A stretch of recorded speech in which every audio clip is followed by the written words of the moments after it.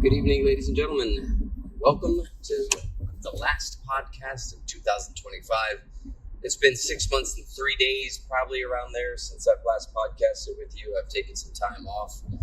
Reason taking time off, mental health. You know, you talk in the woods for years and then you just stop, you know. I've been doing well. Been working on music, like a lot, to the point where I've got all these songs written that kind of came out of nowhere. I've been in bands my whole life. I've been in groups where I rely on other people to create the art that I want to put out there. And as I got older, I realized I'm not putting out as much art as I'd like. And, you know, I used to deny the fact of myself that, you know, I was a musician in my 20s and 30s, and then I aged out of it. You know, I made up this whole story in my head that it wasn't good for me to be doing this at this age. I should be a dad. I should be doing this. I should be doing that. And I just stopped. Around 2017 was the last time I was professionally doing stuff with Judah Kim. Went on tour with him. You know, the market was saturated with, like, you know, like there's places to play, but no one's coming to see you because everyone's on their phones, you know. And when I come back, like I'm coming back, ladies and gentlemen, as a solo artist. My solo artist name is Cahill with the K, Khill. I'm solo now, so I'm singing, I am playing guitar, and I'm programming drums like I used to for pocket dial. But the difference is now is that I've adapted a new genre, a genre that I never really saw coming. And sometimes in life that happens where, like, you know, you find something that you're really good at that you had no clue, you know. And for me, that's country music, which is nuts. I mean, I was in a band called Ditto Demi years ago where we did like punktree. It was like punk music mixed with country. And I guess that was kind of similar in what I'm going for. But, you know, I was in New Orleans last October, and everywhere I went, everyone kept saying to me, well, first off, I was in a bathroom taking a piss when some dude came in, drunk on White Claw, and started saying Hardy to me. And I'm like, Hardy? What, dude? Like, I thought he was asking me if I'm hard, you know? And I'm like, no. You know, then like he bum rushes the table to get an autograph from me, and like, you know, I'm like, they're saying Hardy. I'm like, who's Hardy? I never heard of him. So then I did a Google image search, and I was like, oh yeah, he kind of does look like me. He looks like me when I'm fat, you know. He also looks like me when I'm skinny. So, you know, it's okay. But yeah, I mean, like, you know, I don't know what that was, but then like I listened to his music, and then from him, I found someone called Steven Wilson Jr. and this song called Father Son. I highly recommend you to listen to it on Spotify or whatever you get your pirated music from. But it did something to me, and, you know, I just started out with it. And like, as you know, I've been playing like in the worship band, right? And here's the odd thing, and if you're a musician, you're gonna love this, right? Like, for years, I was in bands where I could write riffs, but I could never write lyrics that flowed or told a story. All of our lyrics in Downtown Harvest were they were like gibberish almost. Like, you know, is your niblets done? What's a niblet? We don't know, but it fit the words in the song, you know?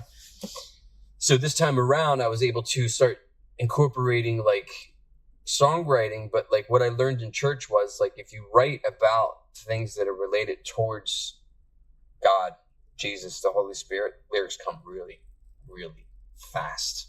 And when they do, they come out in a way where it's surprising, even for an almost 46-year-old man. I'm just like blown away. I'm like, is this coming from me? Or is this like, am I channeling these words and like I'm being provided with them? That's what it feels like. And yeah, so I've taken time off to focus on that and to like arrange myself with performing, because I'm going to start performing again this summer. I'm going to do a Porch Festival coming up and other events. And what I really want to get into, because I'm old, is, look, one of the things that nobody talks about is this. Okay, tickets, right? You get a ticket to a concert, right? You're 45, maybe you're 16, maybe you're 20, I don't know.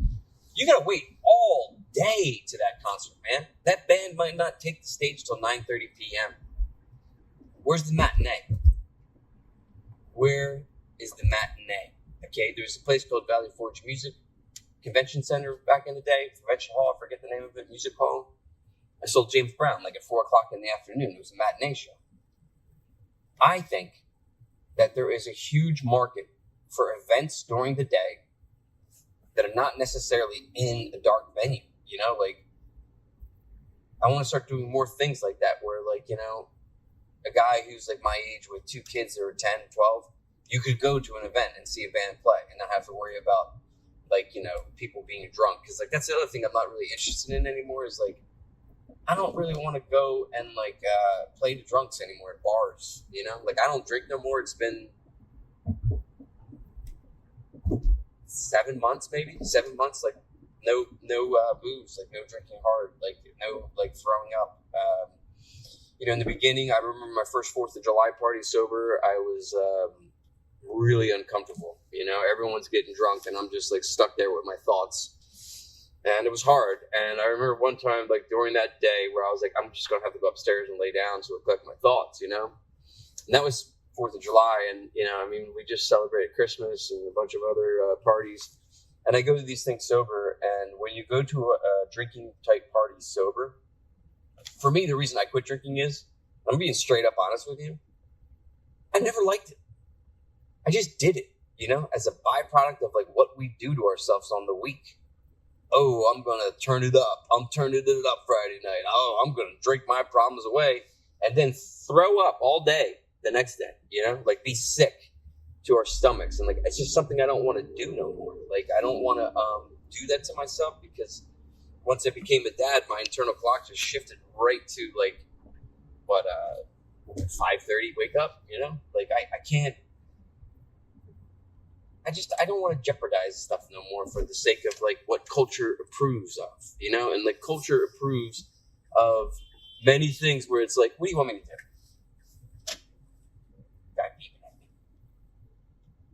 Culture approves of drinking, and culture approves of like, oh, you've had a rough week, go get some happy hour in you. Oh, you've had a rough day, get a bottle of vodka and put it in the freezer and look cool. Oh, you're not feeling good?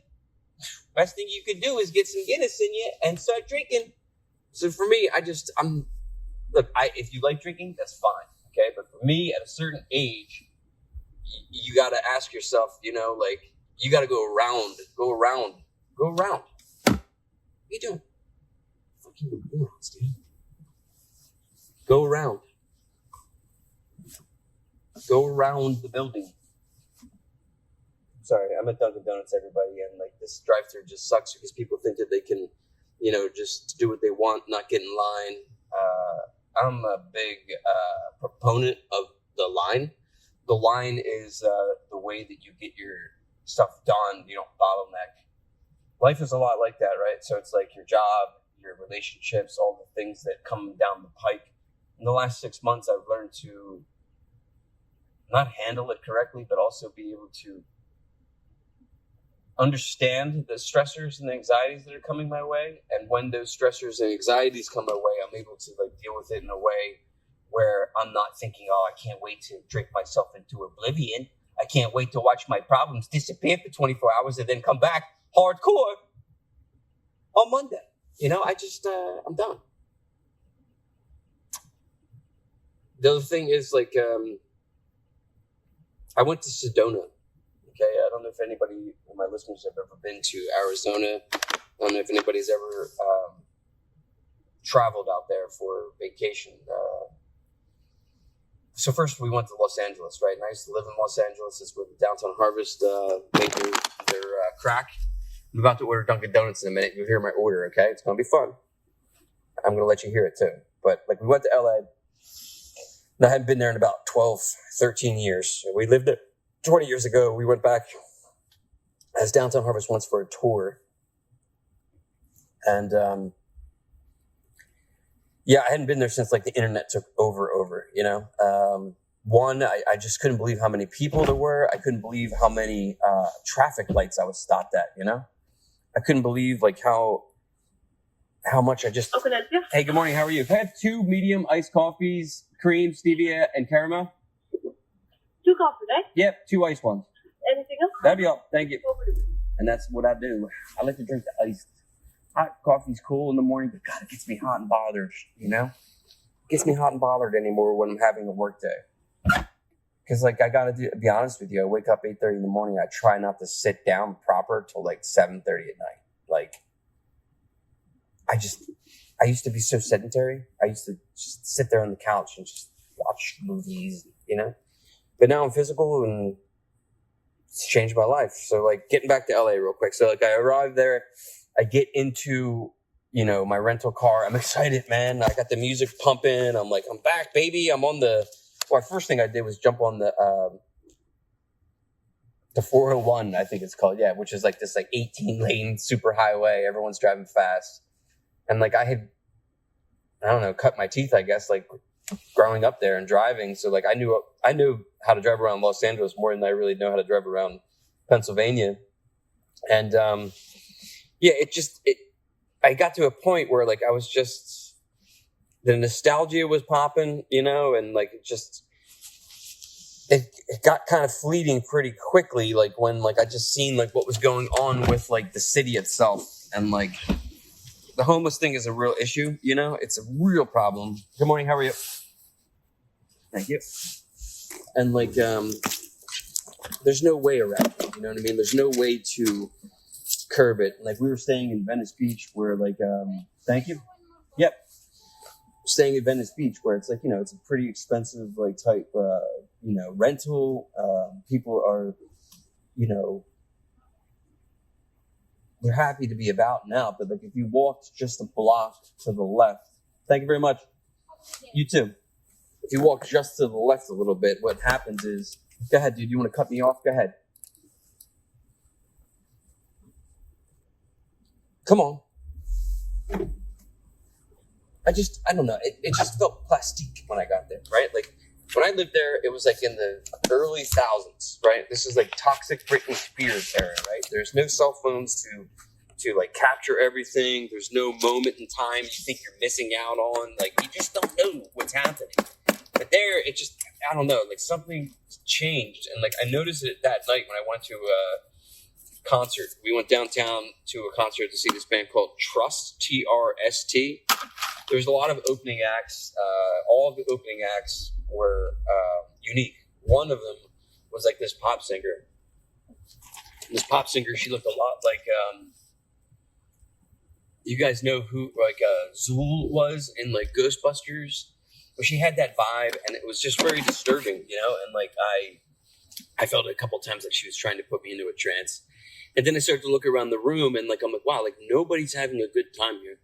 Like no, like people are filming, standing still, and then they look just miserable. And then I like look to my right, and it's like God's like showing me like things that like I shouldn't see. And like I see this like attractive girl in like black leather, like she's got like the late 70s like type of punk rock look to her. And then I look to her left, and there's like this 60-year-old man, this warlock looking dude with two horns on his head, red eyes, the eye contacts, and they're purporting evil. Like they look like they're ready to have a good old evil time here, and something had changed in me. I mean, when I lived in Los Angeles, I didn't have any spirituality. I didn't believe in God, didn't believe in Jesus, I didn't believe in any of that.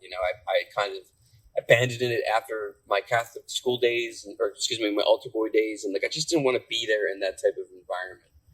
But now that like I've learned really what's going on, and I actually learned who Jesus Christ is, Bolton, he's not a Democrat, he's not a Republican. He doesn't foster our American political climate. He also doesn't really want to hurt you. He wants to love you. It's weird to me that like some people, like I can't even say the word Jesus in certain circles. I most certainly couldn't say it that night. But that warlock guy, he must have seen it on me, dude, because this guy's staring at me. He's staring at me, and I'm looking at him, and he's looking at me, and like I ain't breaking, dude. I ain't breaking. I just keep looking at him, and I'm like, I'm gonna beat him down with the Holy Spirit, And he looked away. And later that night, when we were exiting the venue, he was outside smoking with his, his groupies, and I was like, I said something to him. I was like, I know you see it. I see it too. He turned, looked at me, and looked away like real quickly. And it's like, yeah. So there's a lot of evil in this city, and it's a lot of people who are like thinking about being cool. And it's like, dude, that is like so uncool to me, like trying to make it for the sake of making it. What are you making anymore? Hollywood isn't even there anymore. Like there's no films being made. There's no productions downtown. I mean, eventually I think that they're trying to get stuff back there, but everything's moved out. Everything's now in Atlanta, Georgia. Everything's in Australia, mate. And it's not even a movie town no more. So, like, what is it? Well, it might be a music town because the very next night we went to the Rock and Roll Hall of Fame performance ceremony, which is usually, yes, in Cleveland, but for some reason they had it in downtown Los Angeles. And that night, Jack White was being inducted to the Hall of Fame. Soundgarden was being inducted into the Hall of Fame. 21 Pilots was performing. There was no way we were going to miss this because it's like all my favorite bands, all my favorite pop culture. And like I had read that Jim Carrey was going to introduce Soundgarden on stage. And for me, like I heard that 2-3 weeks prior to like going out to LA, and I started telling people, I'm going to meet Jim Carrey. I'm going to meet Jim Carrey. I'm like manifesting it. I'm aligning the universe up to have this like amazing evening. So we arrived to the venue, and being in a band for years, your boy B.O.B. sees all the corners, knows how to get in, knows how to get out, right? I've been in so many rooms that I shouldn't be in just from the fact of like putting in the hard work of being a musician and understanding the vocabulary, understanding the language. So I get to, I'm also with my brother and my new friend Randy, and we're trying to like basically get into the backstage area, and I'm trying to help them, which I've done before. I've gotten people backstage by, elaborate, detailed stories that you tell them, like that are related towards production or related towards being in a band. So like we walk up to the guy who is like granting people the backstage access, and like he says, "Where's your tickets? Where's your passes?" And my brother immediately folds and says, "Okay, we'll go back to our seat." I'm like, "What the hell?" So like I go over to them, and like Randy's like, "What are you doing, Bob?" And I'm like taking off my flannel, taking off my hat, taking off my hardy look with my glasses. Now I'm in a t-shirt and jeans, hair down, and I'm like, I'm going back in. And like Randy's like, he says to Sam, he's like, "Your brother is the most brazen mother effer I ever met." And it gave me the confidence I needed right there. Walked right backstage, walked in with a couple dudes who looked like me because I didn't have the pass there. But then I'm backstage now, and I'm inside of the venue, going down to the front where I can get backstage because I've seen where the artists are loading in and out from, right?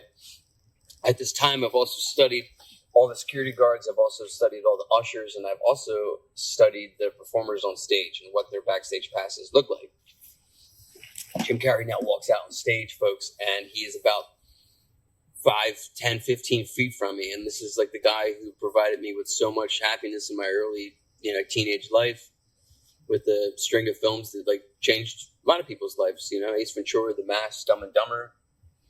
And, Soundgarden gets on stage, they hit Black Hole Sun, and, I'm right there, and Chris Cornell's daughter singing the song.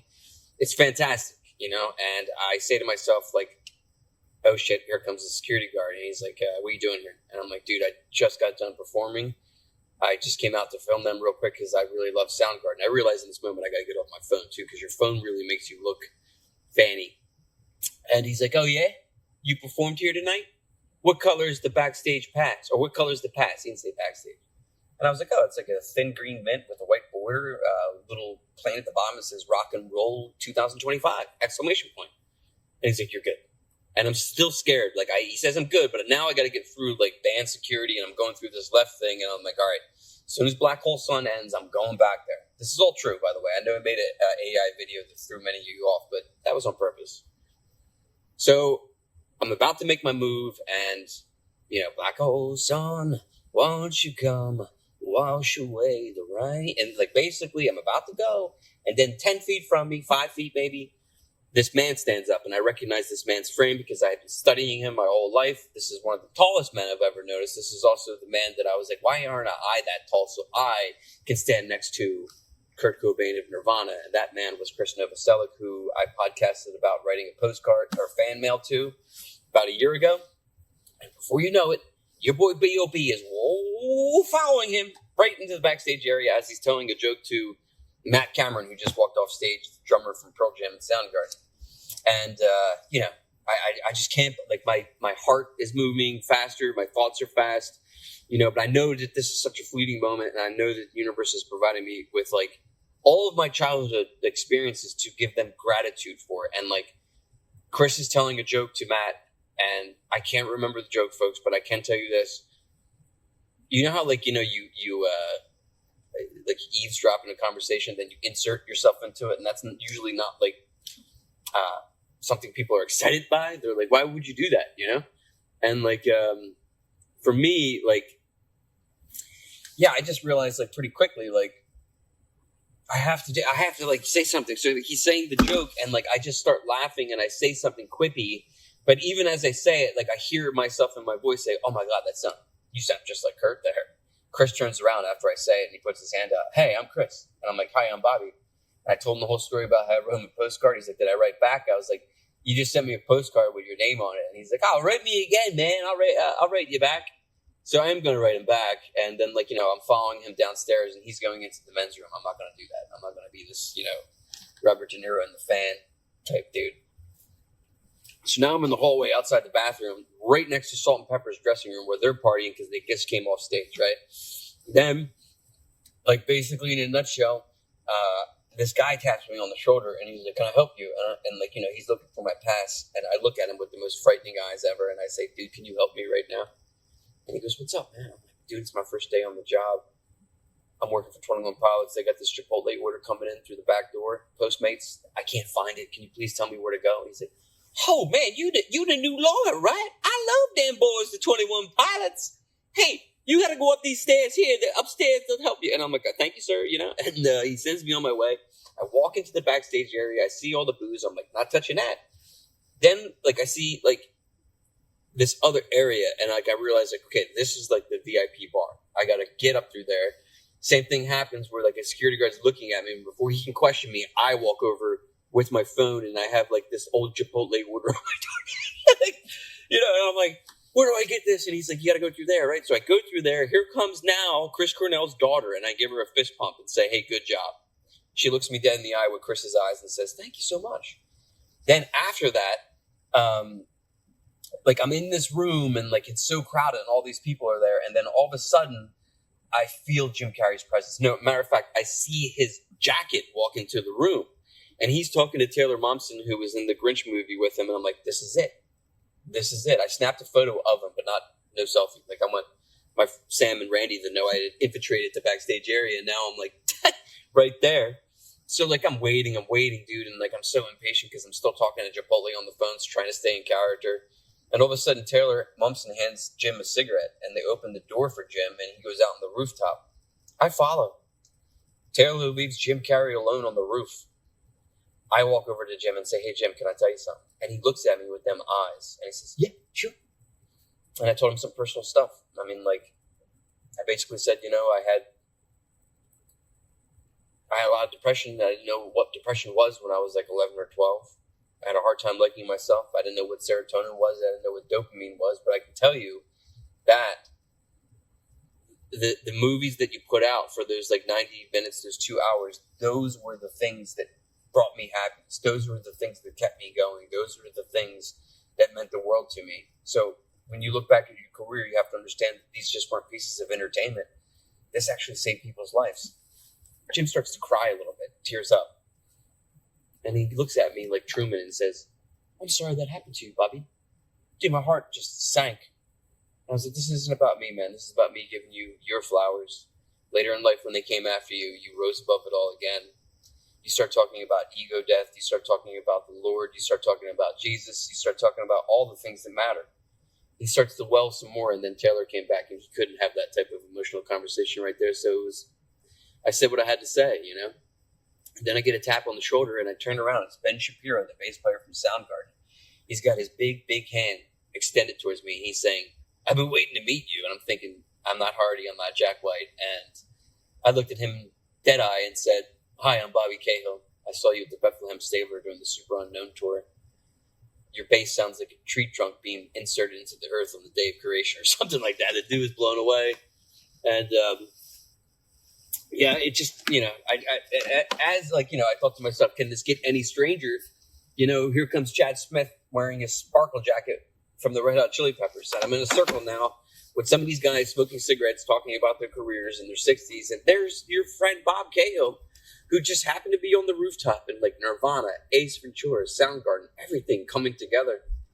And like I had just done something impossible. But like literally, I couldn't process it until like months later. It's like I literally connected with the child inside me and was able to grant that child the VIP access that he could only dream of when he was at the Andor Shopping Center movie theater back in the day. You know, like it just blew me away. You know, that like I could have that. And then we leave LA and basically we go to Sedona. And when I go to Sedona, I have the most spiritual time ever. I've never experienced anything like that desert. I've never experienced anything like those vortexes. It just changed me, man. You know, like I did some therapy out there that like really provided me with some insight into myself. And I could say like I had like 1 hour therapy session that was like equivalent to like 10 years of therapy in like 1 hour. And I'm just so thankful for it. I'm so thankful for the time. I'm so thankful for my brother, like being able to take me on these adventures.